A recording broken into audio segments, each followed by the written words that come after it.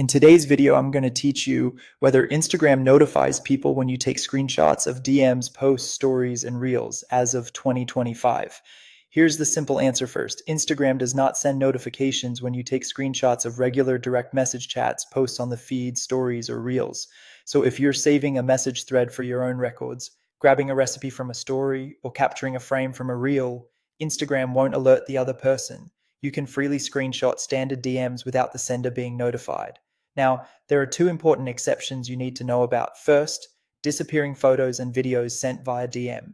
These are the kinds of messages that are meant to be viewed once or only for a short time. If you take a screenshot of those, Instagram does notify the sender. The app shows a special icon next to the message to let them know a screenshot was taken. A quick way to recognize disappearing content is to look for the one-time or limited replay labels when you receive it, or the camera-style thumbnail that doesn't look like a normal chat bubble. The second exception is vanish mode. When vanish mode is active in a chat, messages are designed to disappear after they're seen or when you close the chat. If you take a screenshot while vanish mode is on, Instagram notifies the other person. You'll usually know you're in vanish mode because the chat looks different with a darker background and a clear indicator at the top. If you want to avoid triggering a notification, make sure vanish mode is off before you capture anything.